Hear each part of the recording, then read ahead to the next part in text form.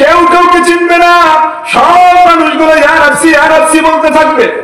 ও ফাতেমা, ওই দিন এমন অবস্থা হয়ে যাবে, সবাই উলঙ্গ হয়ে উঠবে, কেউ কাউকে চিনবে না। তখন রাসূলুল্লাহ সাল্লাল্লাহু আলাইহি ওয়াসাল্লাম বলেন, আমি কিয়ামতের ময়দানে উঠে দেখব মুসা কালিমুল্লাহ জলিলুল কদর নবী আল্লাহর আরশের পায়া ধরে কাঁদতেছে আর বলতেছে ইয়া নাফসি ইয়া নাফসি। তো বুঝে দেখেন কি অবস্থা হবে, কত কঠিন মুহূর্ত হবে। শুধু আমি নবী আল্লাহ রাব্বুল আলামিনের কাছে একটা সিজদা দিয়ে দেব, সিজদা। এই সিজদা দেওয়ার পরে আল্লাহ রাব্বুল আলামিন বলবেন ইরফা রাসাক, ও আমার হাবিব, আপনি দুনিয়ার জমিনে মার খেয়েছেন, কষ্ট করেছেন আমার দ্বীন প্রচারের জন্য, আপনি রক্ত ঝরিয়েছেন, রাতের আড়ালে দাঁড়িয়ে দাঁড়িয়ে আমি আল্লাহকে সন্তুষ্ট করার জন্য নামাজ পড়েছেন।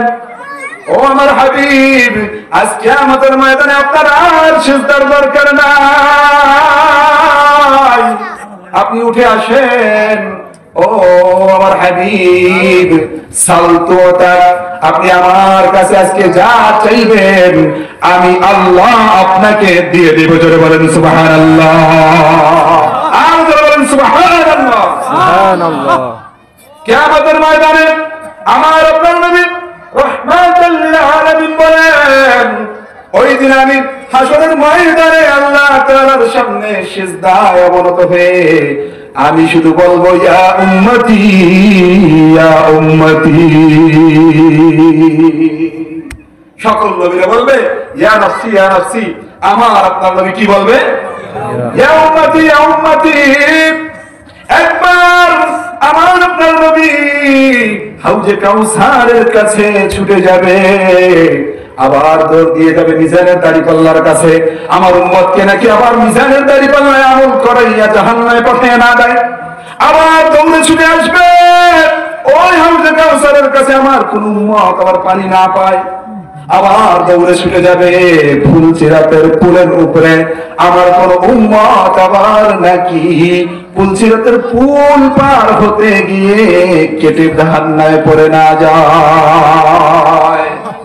ভাইরা আমার, বন্ধুরা আমার, বলতেছিলাম আপনি যদি বেশি বেশি করে দুরূদ পাঠ করেন, কিয়ামতের ময়দানে যখন আপনি নবীর সামনে দাঁড়াইবেন, আপনি নবীর সামনে দাঁড়ায় যখন বলবেন আমি আব্দুর রহিম, আমি আব্দুল করিম, আমি আব্দুল জব্বার, আব্দুল সত্তার, বাংলাদেশের অমুক গ্রামের, আমার একটু জোর আওয়াজ দিয়ে বলেন আপনার নাম যদি রাসূল বারবার বারবার বারবার শুনে থাকেন, তাহলে কালকে আমাদের ময়দানে আপনার নামটা শোনার সাথে সাথে রাসূল চিনবে কি চিনবে না? সাথে সাথে চিনে যাবে, কারণ আপনি তো দুনিয়ায় থাকা অবস্থায় আপনার নামটা বারবার বারবার রাসূলের কানে গিয়েছিল যে আপনার অমুক উম্মত দুরূদ পড়াইছে, ঠিক কিনা বলেন?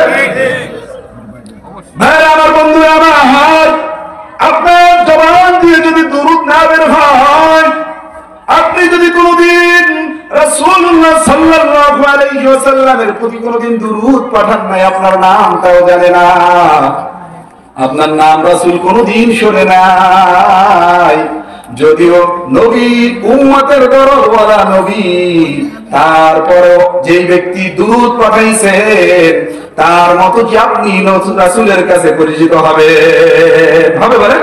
যে দুরূদ পাঠ করে নাই আর যে দুরূদ পাঠ করছে তার মতো কি রাসূলের কাছে উভয়ের পরিচয় এক হবে? বলেন এক হবে? এই জন্য বেশি বেশি রাসূলের প্রতি দুরূদ পাঠানো দরকার আছে না না?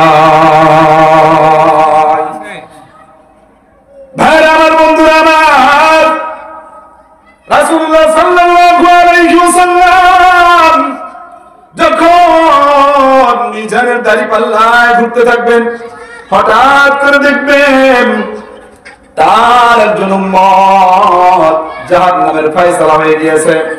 ফেরেশতারা দুইজন দুই পাশে, একজন বাম পাশে একজন ডান পাশে, এরকম ধরে হাতের মধ্যে দিয়ে হাত ঢুকাইয়া জাহান্নামের দিকে টানতে টানতে লয়ে যাইতেছে।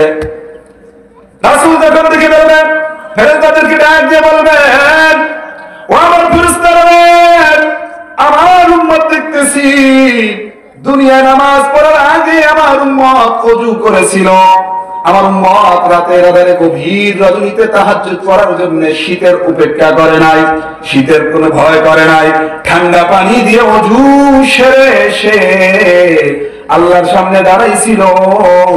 অন্য নবীর উম্মতগণ নামাজের জন্য ওযু করলেও আমার উম্মত যদি নামাজের জন্য ওযু করে তাদের ওযুর স্থানগুলো কিয়ামতের ময়দানে ঝলমল ঝলমল করতে থাকবে। জোরে বলেন সুবহানাল্লাহ।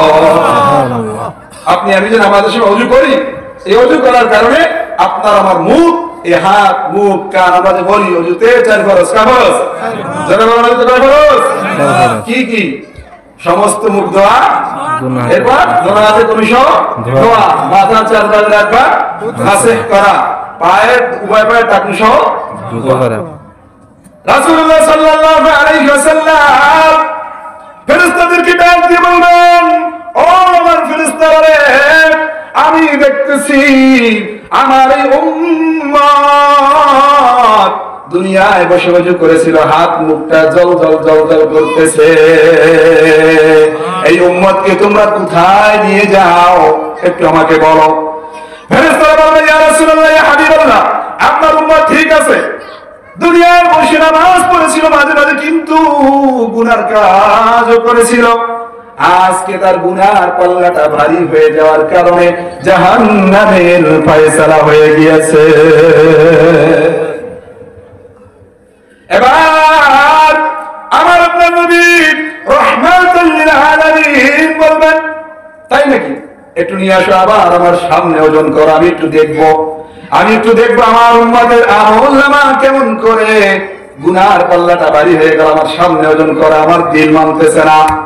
এবার রাসূলুল্লাহ সাল্লাল্লাহু আলাইহি ওয়াসাল্লাম তো পাওয়ারফুল নবী, কিয়ামতের ময়দানে আল্লাহর সামনে রাসূল ছাড়া কোন ব্যক্তি কথা বলার সাহস পাবে না। জোরে বলেন সুবহানাল্লাহ। সুবহানাল্লাহ। আমার আপনার নবী কোন সাধারণ নবী নয়, সকল নবীদের সরদার। আল্লাহ রাব্বুল আলামিন বলবেন, ও হাবিব, আপনি মাথা উঠান, আজকে কিয়ামতের ময়দানে আমি আপনাকে কষ্ট দিব না। আজকে কিয়ামতের ময়দানে আমি আল্লাহ যে চেয়ারে বসে রয়েছি, আপনার স্থান হবে আমার পাশের বাম পাশের চেয়ার। জোরে বলেন সুবহানাল্লাহ। খুব পাওয়ারফুল নবী থাকবে, যেই নবীর পাওয়ার থাকবে কিয়ামতের ময়দানে সবচেয়ে বেশি।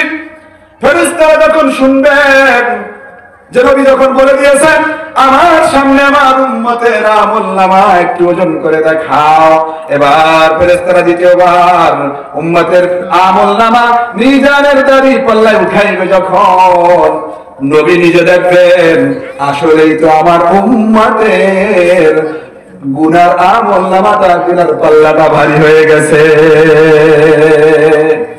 এটা যখন দেখলেন, দেখার পরে রাসূলুল্লাহ সাল্লাল্লাহু আলাইহি ওয়াসাল্লাম বলবেন, ও ফেরেশতারা রে, যখন আমার সামনে ওজন করেছে আমি দেখলাম গুনার পাল্লাটা ভারী হয়ে গেল। রাসূল বলবেন, হাত থেকে কি যেন একটা বাইর করে উম্মতের নেকির পাল্লার মধ্যে দিয়ে দিবে, সাথে সাথে নেকির পাল্লাটার ওজন ভারী হয়ে যাবে। জোরে বলেন সুবহানাল্লাহ। উম্মত একজন বলে, ইয়া রাসূলুল্লাহ, ইয়া হাবিবাল্লাহ, কি এমন জিনিস আজকে আপনি আমার আমলনামার মধ্যে অ্যাড করলেন? ও রাসূল, এই কঠিন বিচারের দিনে আমার ফয়সালা তো জাহান্নাম হয়ে গিয়েছিল। ইয়া রাসূলুল্লাহ, ইয়া হাবিবাল্লাহ, এই বিপদের সময় আপনি আমার জন্য কি হাদিয়া দিলেন, কি ঢাললেন, কি রাখলেন, যার কারণে আমার নেকির পাল্লাটা ভারী হয়ে গেল।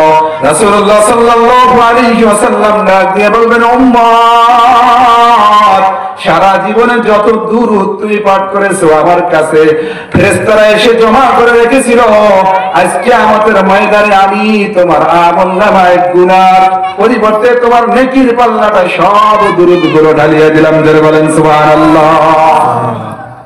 এবার নেকির পাল্লা ভারী হয়ে যাবে, আর বান্দা নেকির পাল্লা ভারী হয়ে যাওয়ার কারণে জান্নাতের সার্টিফিকেট পেয়ে যাবে, সোজা জান্নাতে চলে যাবে। জোরে বলেন সুবহানাল্লাহ। তাহলে আমরা নবীর নামে বেশি বেশি দুরূদ পাঠ করবো তো বলেন? দুরূদ পাঠ করলে নেকি হবে। এবার গুনাহ মাফ হবে কিসে? বেশি বেশি ইস্তেগফার বললে। কি করলে বলেন? বেশি বেশি ইস্তেগফার পাঠ করলে আল্লাহ রাব্বুল আলামিন বলতেছেন, কুল ইয়া ইবাদিয়াল্লাযীনা আসরাফু আলা আনফুসিহিম লা তাকনাতু মির রাহমাতিল্লাহ। হে বান্দা, ও নবী আপনি বলে দেন বান্দাদেরকে, বান্দা গুনাহ করতে করতে করতে করতে করতে করতে কলব কেন হয়েছে, একবার আমি আল্লাহকে আল্লাহ বলে ডাক দিই, একবার আমি আল্লাহকে আল্লাহ বলে ডাকুক, একবার আমি আল্লাহকে বলুক আল্লাহ আমাকে মাফ করে দাও, সাথে সাথে আমার আল্লাহ বলে লা তাকনাতু মির রাহমাতিল্লাহ,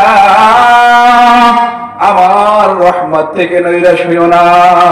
তোর গুনাহ যদি সাগরের ফেনা পরিমাণ হয়, তোর গুনাহ যদি আসমান জমিন ভরপুর হয়ে যায়, তারপরে আমি আল্লাহকে আল্লাহ বলে ডাক দিলে আমি আল্লাহ তোর আমলনামা থেকে জীবনের সব গুনাহগুলো মুছে দেব। বলেন সুবহানাল্লাহ। আল্লাহ রাব্বুল আলামিন আমাদেরকে বেশি